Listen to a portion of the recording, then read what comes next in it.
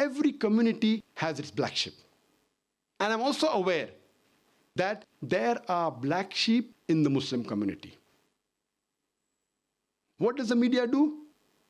The media picks up the black sheep of the Muslim community and they portray as though they're exemplary Muslims. Because of this today, we find that most of the people think that Islam promotes terrorism. If you read the Quran, if you read the sayings of the Prophet, Islam amongst all the religions is at the foremost in condemning the killing of innocent human beings. And one such prey of the media, of these media tactics, was myself. 8 months back, in the 4th week of June 2010, I was supposed to give a series of talks in UK. I was supposed to give a talk in the Wembley Arena in Wembley, London, in LG Arena, NEC Birmingham, as well as Sheffield Arena in Sheffield. All these venues had a capacity of 10 to 15,000 people, and these are prestigious venues. Just 3 weeks before my lecture tour, there was an article which came in one of the leading newspapers, that is Sunday Times. Sunday Times, it gave an article, Muslim preacher of hate let into Britain.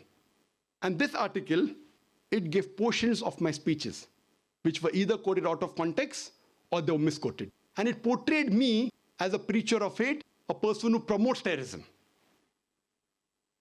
And the next couple of days, the same article was picked up, rehashed, and reprinted in many of the newspapers of UK.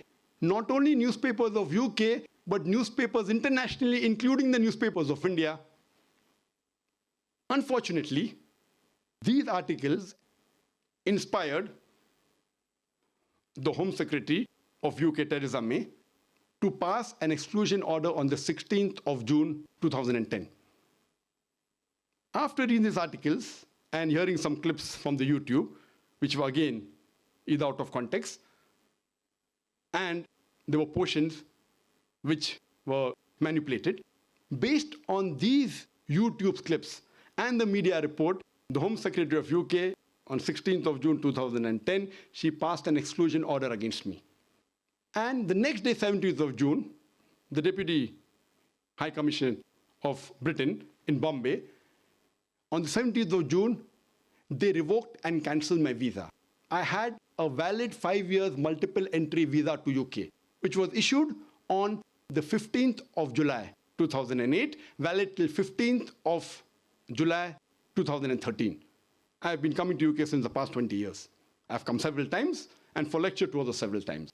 I had a valid multiple entry 5 years visa, which had come twice before, in 2008, 2009, which was cancelled without giving me a fair hearing.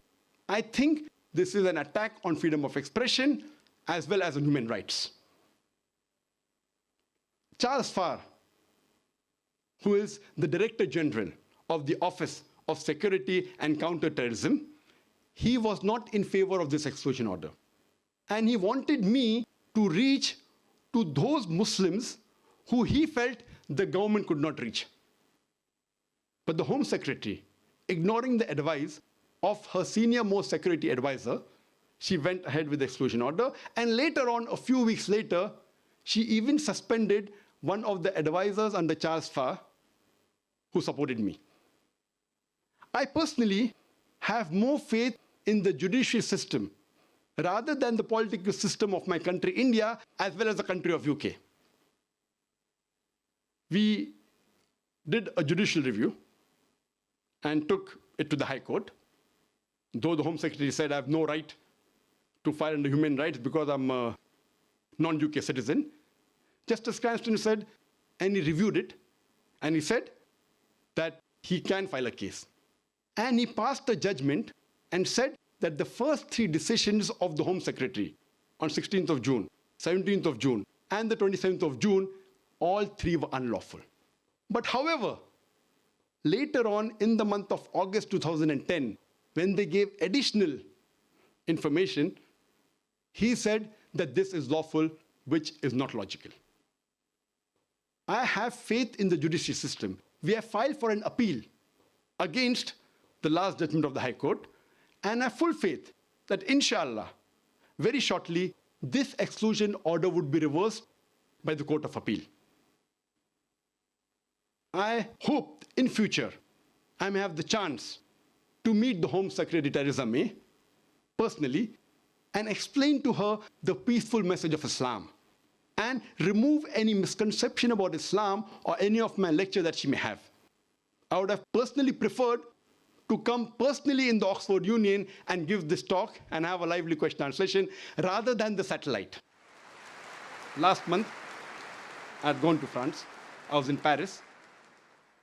We had a board meeting of our trust, Islamic Research Foundation International, which is based in UK, as well as Universal Broadcast Limited. Because I could not come to UK, I called the board members to Paris, and I was shocked. Normally, the world feels that France is more strict against Islam than UK. But when I applied for visa, I got it within 1 hour. And we had the board meeting there. I'd prefer having it in UK, but because of the exclusion order, which I feel the Court of Appeal very shortly will reverse it. And though the world may think that because of the exclusion order, it is an attack on freedom of expression. But I would like to thank the Oxford Union that even though an exclusion order has been passed on me, yet they permitted this debate or this lecture for the question and answer session. I would like to thank the Oxford Union, especially the president, Mr. James Langman, for being bold and agreeing to have this lecture. The Oxford Union may or may not agree with my speech. They may like my talk or may not like my talk. What I appreciate is that they are really people who promote freedom of expression.